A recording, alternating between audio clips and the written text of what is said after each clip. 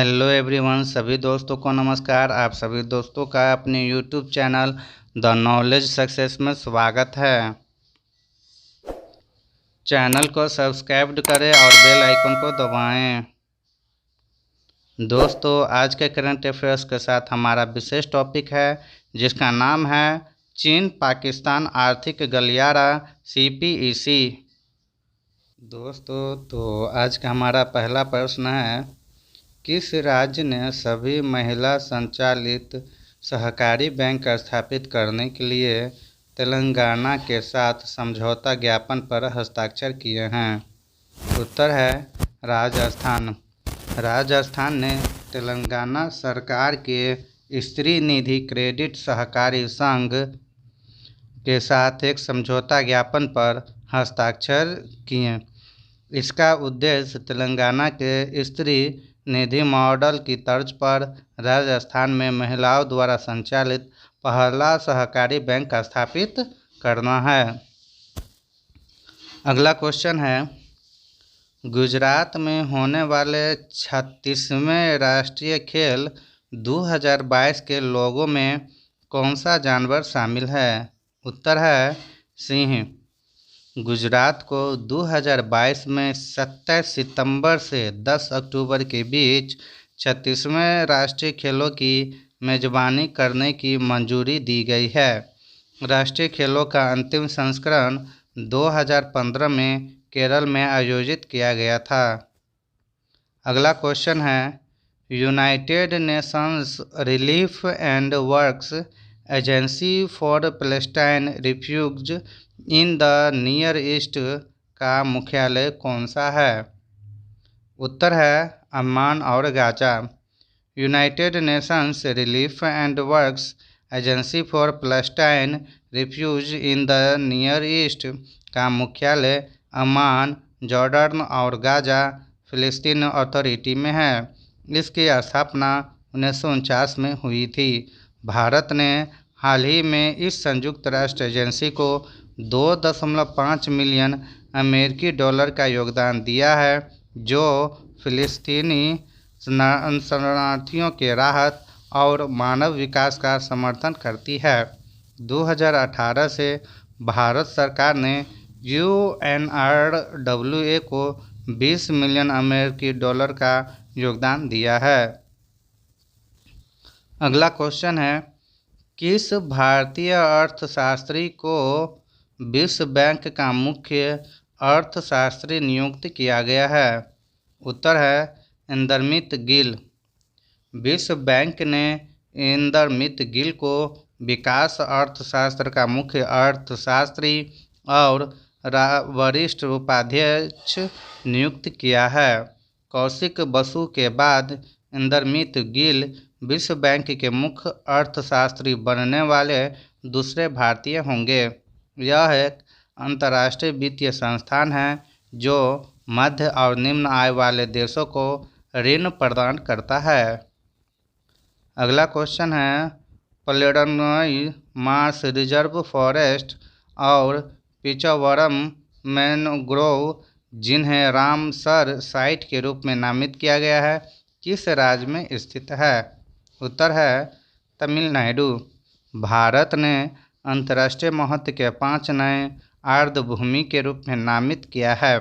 इसके साथ देश में रामसर स्थलों को 49 से बढ़ाकर 54 हो गई है।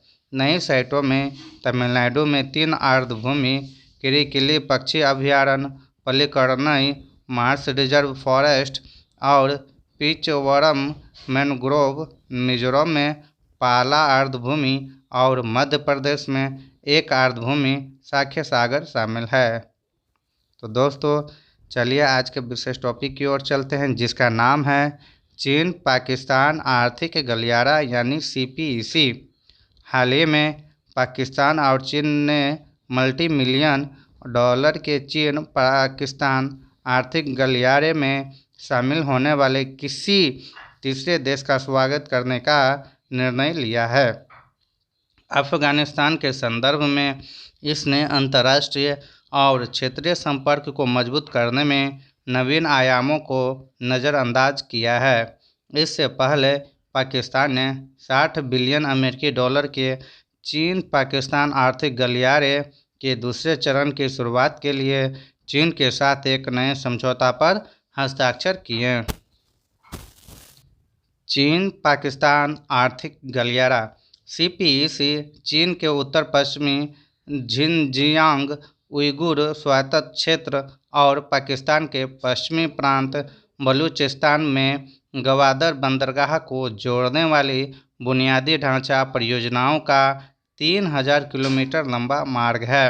यह पाकिस्तान और चीन के बीच एक द्विपक्षीय परियोजना है जिसका उद्देश्य ऊर्जा, औद्योगिक और अन्य बुनियादी ढांचा विकास परियोजनाओं के साथ राजमार्ग, रेलवे एवं पाइपलाइन्स के नेटवर्क द्वारा पूरे पाकिस्तान में कनेक्टिविटी को बढ़ावा देना है।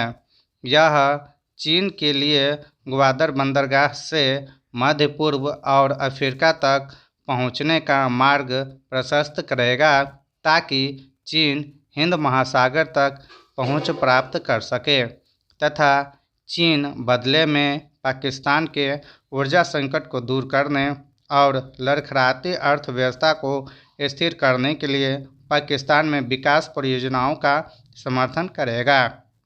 CPEC belt and road initiative का एक हिस्सा है।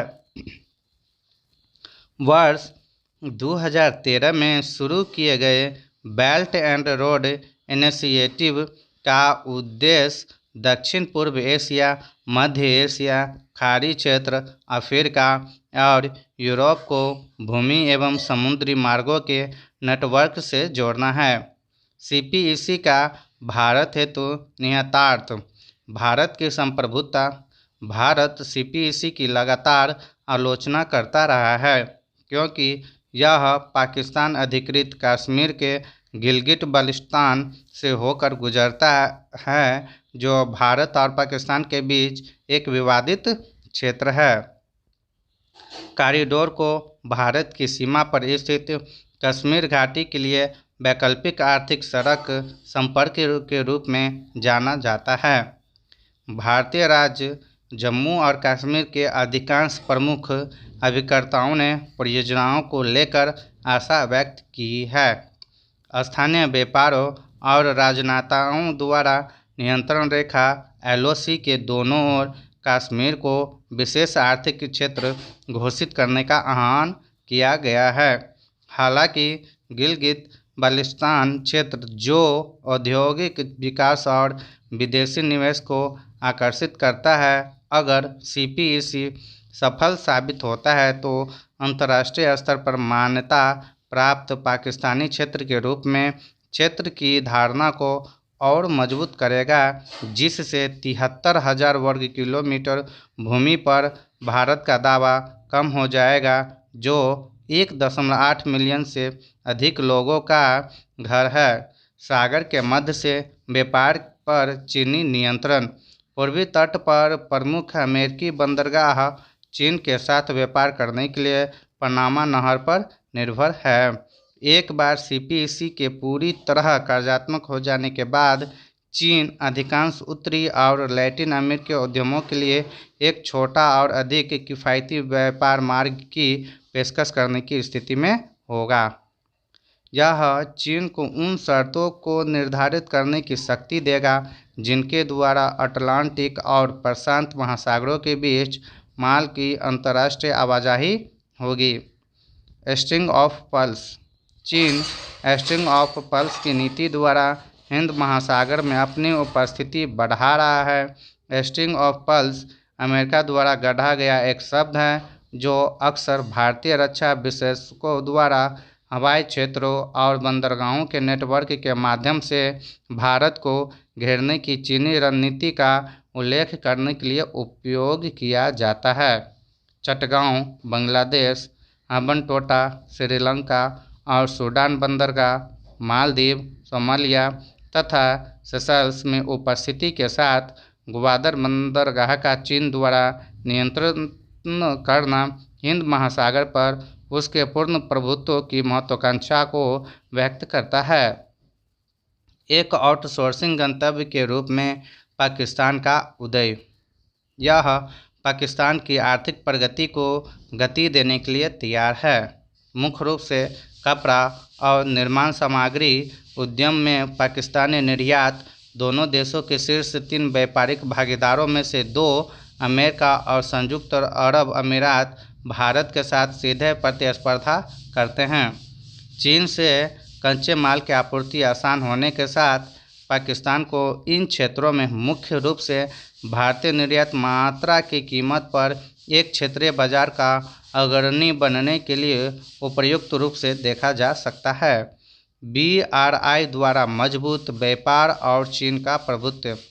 चीन की BRI परियोजना जो बंदरगाहों, सड़कों और रेलवे के नेटवर्क के माध्यम से चीन तथा शेष यूरेशिया के बीच व्यापार संपर्क पर केंद्रित है, को अक्सर इस क्षेत्र में राजनीतिक रूप से हावी होने की चीन की योजना के रूप में देखा जाता है। CPEC इसी दिशा में एक और बड़ा कदम है।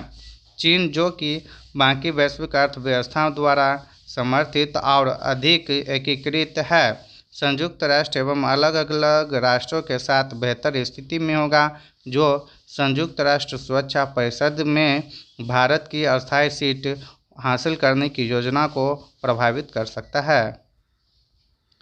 वन बेल्ट वन रोड यानी OBOR यह 2013 में शुरू की गई एक $multi-million की पहल है।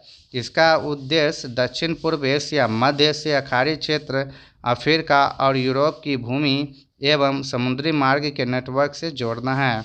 इसका उद्देश्य विश्व में बड़ी बुनियादी ढांचा परियोजना को शुरू करना है, जो बदले में चीन के वैश्विक प्रभाव को बढ़ाएगी। संरचना की बात करें तो इनमें निम्नलिखित 6 आर्थिक गलियारे शामिल है, जिसमें पहला है न्यू एशियन लैंड ब्रिज, जो पश्चिमी चीन को पश्चिमी रूस से जोड़ता है। अगला है चीन मंगोलिया रूस गलियारा, जो मंगोलिया के मध्य से उत्तरी चीन को पूर्वी रूस से जोड़ता है। अगला है चीन मध्य एशिया पश्चिमी एशिया गलियारा, जो मध्य और पश्चिमी एशिया के माध्यम से पश्चिमी चीन को तुर्की से जोड़ता है। चीन इंडोचीन प्रायद्वीप गलियारा, जो भारत चीन के मध्य से दक्षिण चीन को सिंगापुर से जोड़ती है। चीन पाकिस्तान गलियारा, जो दक्षिण पश्चिमी चीन को पाकिस्तान के माध्यम से अरब सागर के मार्गों से जोड़ता है। अगला है बांग्लादेश चीन भारत म्यांमार गलियारा, जो बांग्लादेश और म्यांमार के रास्ते दक्षिणी चीन को भारत से जोड़ता है। इसके अतिरिक्त समुद्री silk road Singapore, Malaysia, Hind महासागर, अरब सागर और होर्मुज जलडमरू मध्य के माध्यम से तटीय चीन को भूमध्य सागर से जोड़ता है। तो चलिए दोस्तों आज के स्टैटिक्स GK की ओर चलते हैं और आज के महत्वपूर्ण क्वेश्चन को देखते हैं। तो आज के स्टैटिक्स GK में हम लोग भारत के प्रमुख व्यक्तियों के बारे में जानेंगे। प्रथम प्रमुख व्यक्तियों के बारे में तो पहला को है प्रथम मुख्य न्यायाधीश कौन थे, तो न्यायमूर्ति हेलालाल जे कानिया। अगला है लोकसभा के प्रथम अध्यक्ष कौन थे, तो GV मावलकर 1952 से 1957 तक। स्वतंत्र भारत के प्रथम शिक्षा मंत्री, उत्तर है डॉक्टर अबुल कलाम आज़ाद। अगला है ICS होने वाले प्रथम भारतीय, तो उत्तर है सत्येंद्र नाथ टैगोर 1869 में। अगला है बंगाल प्रेसिडेंसी का प्रथम ब्रिटिश गवर्नर जनरल, उत्तर है लॉर्ड वारेन हेस्टिंग। अगला है भारत का अंतिम ब्रिटिश गवर्नर जनरल तथा प्रथम वायसराय, उत्तर है लॉर्ड कैनिंग। अगला है स्वतंत्र भारत में प्रथम गवर्नर जनरल, उत्तर है लॉर्ड माउंटबेटन 1947 से 1948। अगला है प्रथम भारतीय गवर्नर जनरल, उत्तर है श्री राजगोपालाचारी 1948। अगला है प्रथम मुख्य चुनाव आयुक्त, उत्तर है सुकुमार सेन। अगला है वित्त आयोग के प्रथम अध्यक्ष, उत्तर है KC नियोगी। थैंक्स फॉर वाचिंग दोस्तों। यदि वीडियो अच्छा लगे तो चैनल को सब्सक्राइब करें, लाइक करें और दोस्तों के बीच शेयर करना ना भूलें।